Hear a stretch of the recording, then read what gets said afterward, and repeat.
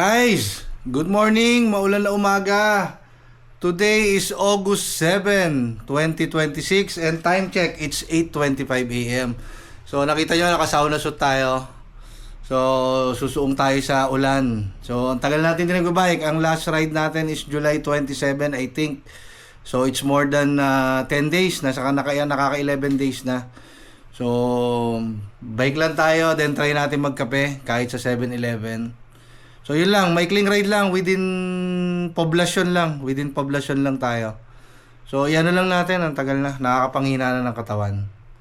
So guys, tara, samahan niyo ako. So guys, time check, it's 8:35. So naka-ride out na tayo. So eto, napakadilim ng panahon, napakalamig. So mahinang ulan. Malakas na ambon pero mahinang ulan. Kulambon ang inaabot natin ngayon. Hindi pa naman bumubuhos talaga yung ulan. So naka-sauna suit tayo guys para hindi tayo lamigin lalo. At least kahit pa paano pawisan pa rin. Then guys, tagal natin, nabanggit ko nga kanina, halos ang tagal natin walang ride. Siyempre last week naging busy tayo. Then nagpunta tayo ng Mindoro. Ng July 31, August 1 and August 2 nag-attend tayo ng lodge visitation sa Halcon Masonic Lodge number 249. So shout out sa mga brethren natin from Halcon. Gano. So maraming salamat po sa mainit na pagtanggap sa amin doon. Then pagbalik natin, so Monday, dapat magbabike tayo ng Monday. Kaya lang simula na yung masamang panahon. So akala natin baka by Tuesday or Wednesday is titila na. So hindi, tuloy-tuloy. So Friday na ngayon, ganito pa rin. Parang whole week na malamig, whole week na tipid sa kuryente. At hindi tayo nagbubukas ng aircon dahil malamig. So yun lang guys, eto. Ano lang tayo, short ride lang, short ride.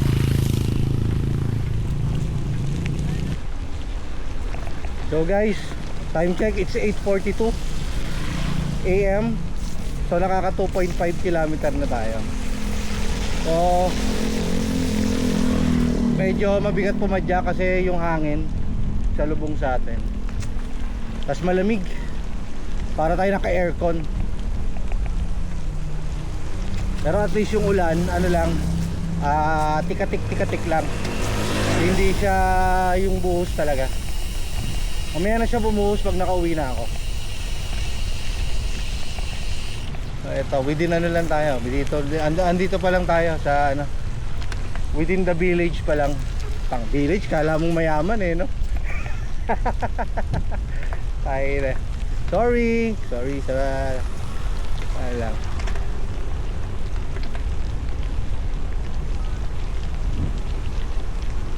So hanap lang tayo, parang trip ko ng ng hot choco sa 7-Eleven, yung Hershey's hot choco. Then bola siopaw. Parang yun yung hinahanap ko ngayong agahan na to. So masarap sana magchampurado. May tableya ako sa galing Mindoro, may tableya ako sa bahay. Hindi ko lang alam kung paano magluto ng champurado.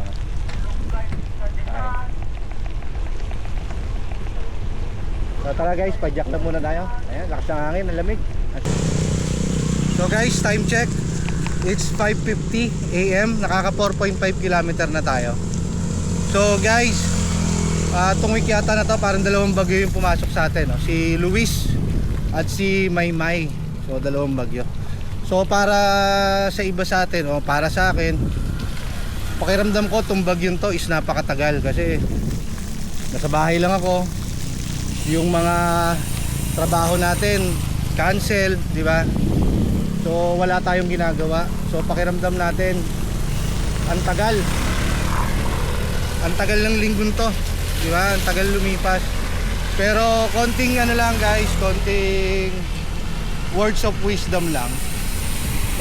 Yung bagyo parang ihalin tulad natin na parang problema sa buhay natin. Sabi nga, ang bagyo dumadaan lang.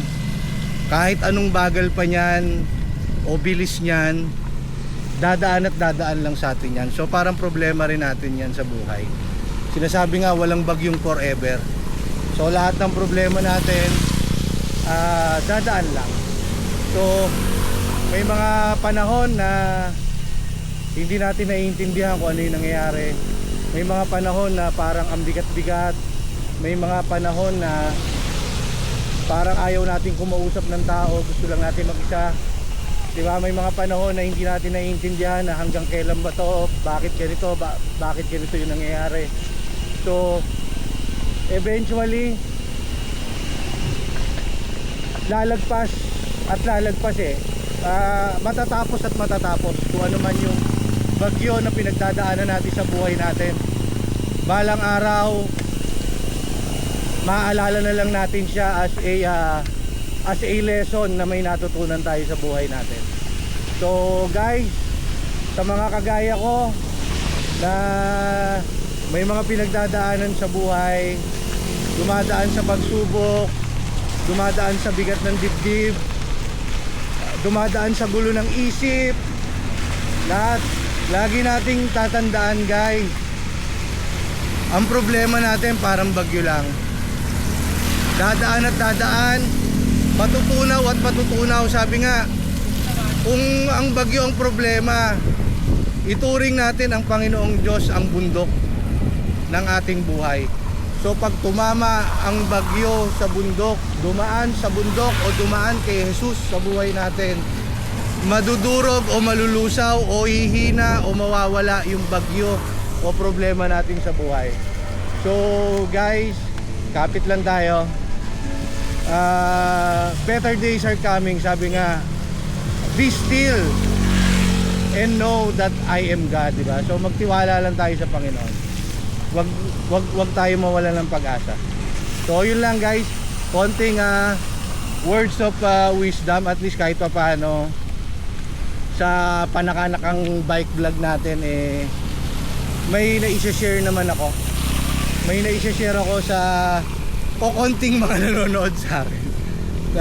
Malay natin, di ba? Sabi nga nung last bike vlog natin, hindi natin alam, isa o dalawang tao na may kaparehas na pinagdadaanan natin is ma-inspire natin, di ba? To do better sa kanyang buhay. So guys, padyak pa rin tayo at so tara guys, tuloy padyak ulit. Sana kahit pa paano may napulot na maganda. So guys, time check, it's 9:02 AM. Nakaka 7.8 km na tayo. So ayan guys, hindi ko alam kung kita sa unahan. Medyo papanek. Saka ayan, sa likod natin kung kita, medyo banayad na ahon ang inaahon natin. So dito tayo tapat ng EM's Hotel Naik. So bukod sa banayad na ahon, yung hangin medyo salubong, so dagdag bigat siya sa padyak natin.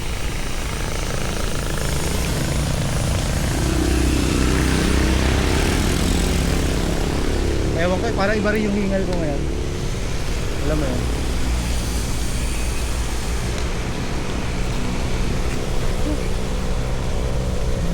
Ayan, Naik Medicare.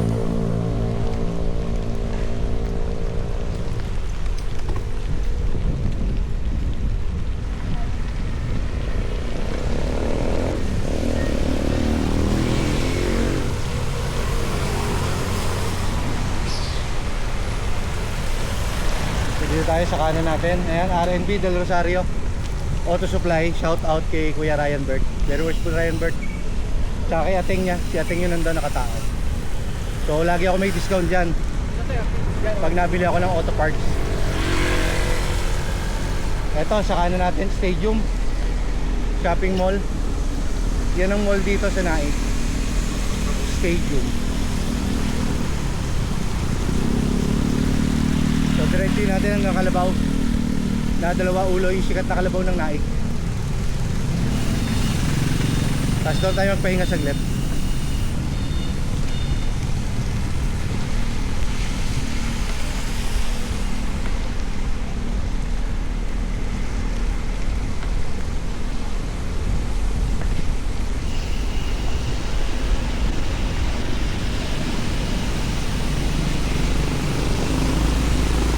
Ito sa kanan natin, Rolding Autocraft, pagmamayari ni Worshipful Rod San Miguel ng Bagong Ilaw Lodge number 97.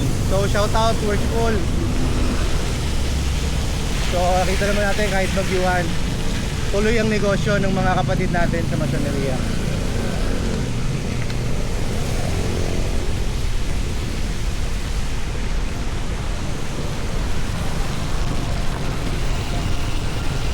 Pilot Center pala to. Pilot Center.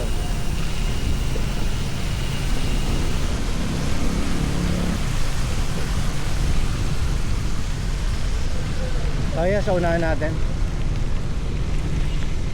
the famous two-headed Carabao of Naik.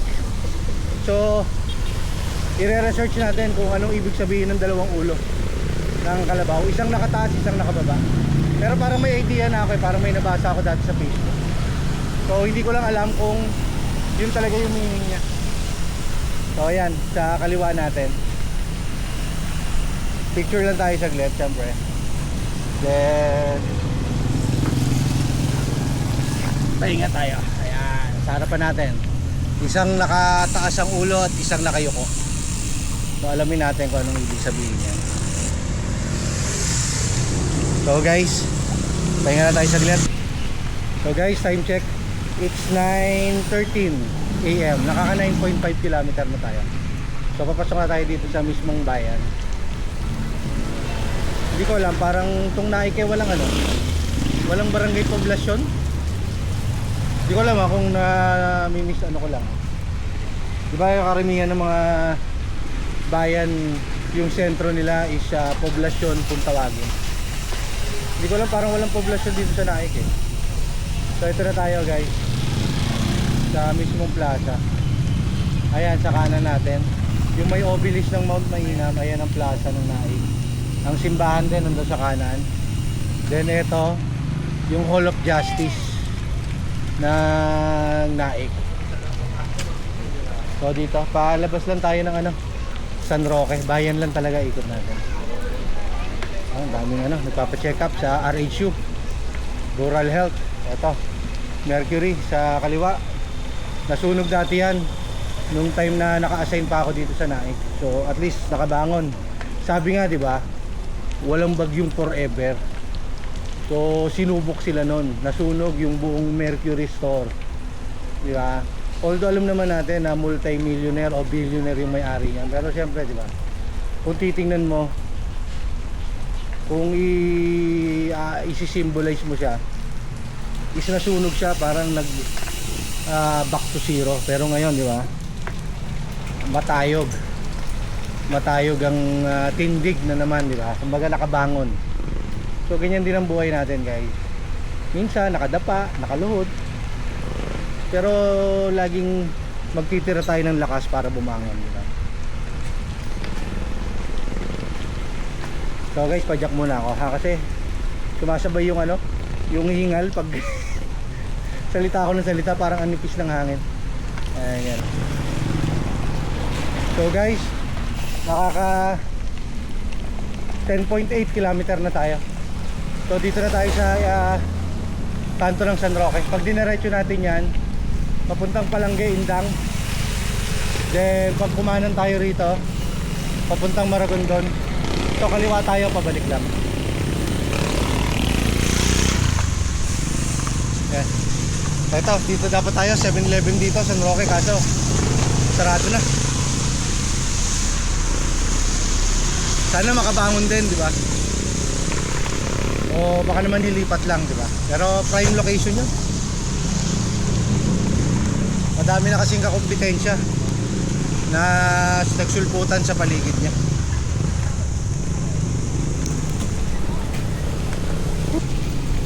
So guys, nakaka 11.5 km na tayo.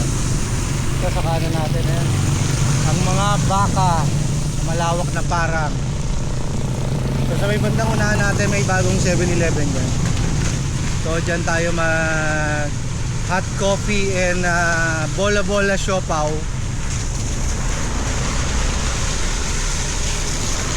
Dyan sa may tapat ng San Pedro, Calungsod.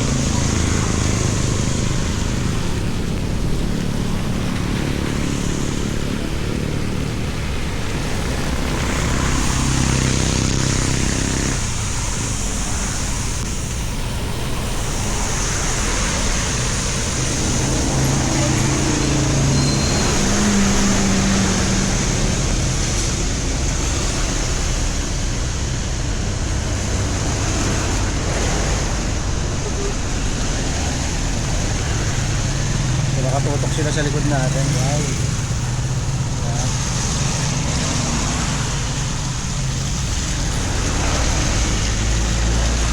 Tatawid lang tayo.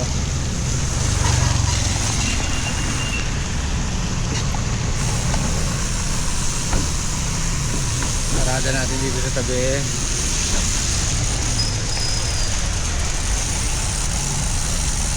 Bang ng kapila. So, bili lang tayo guys. So guys, ayan. Bola-bola. Itlog. And hot chocolate. Hot chocolate. So, tara guys, kain tayo.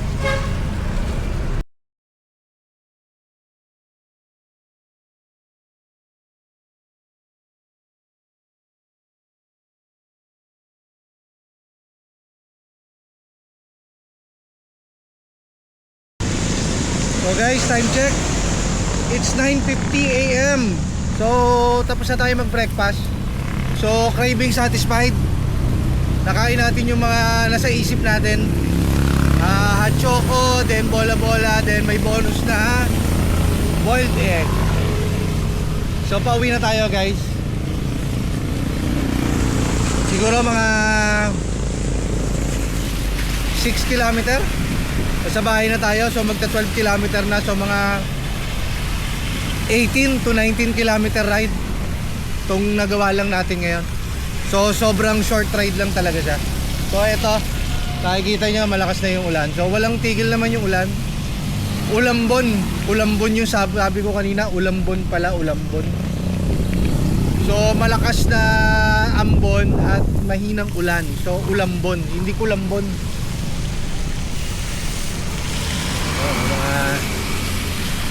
So ngayon eh ano tayo, naka chinelas lang tayo, naka slide. Hindi tayo nag shoes. Siyempre mababasa yung shoes natin. Kaya naka chinelas lang tayo.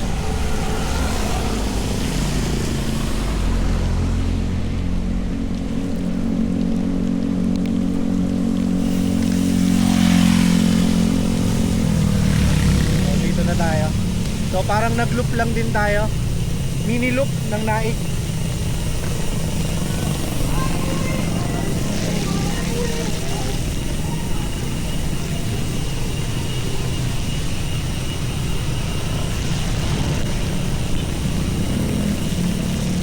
So kakanan na tayo rito sa Governor's Drive.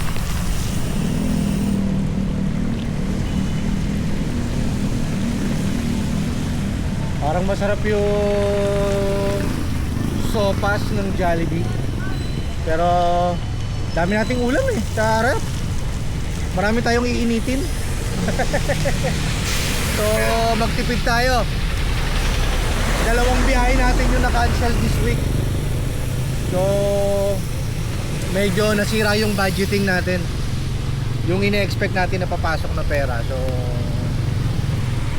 medyo short tayo doon sa ano.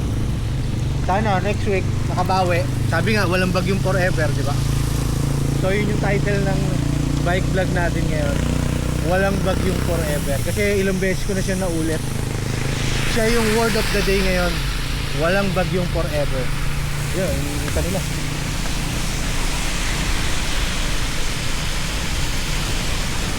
So guys, tara. Padyak pa tayo. Guys, time check. It's 10:08 AM. Nakaka 16.6 kilometer na tayo. So mga around 1 to 2 kilometer na lang tayo sa bahay. So below 20 kilometer ang naging ride natin ngayon. So guys, papanik. So guys, dito ko na tatapusin ang video natin.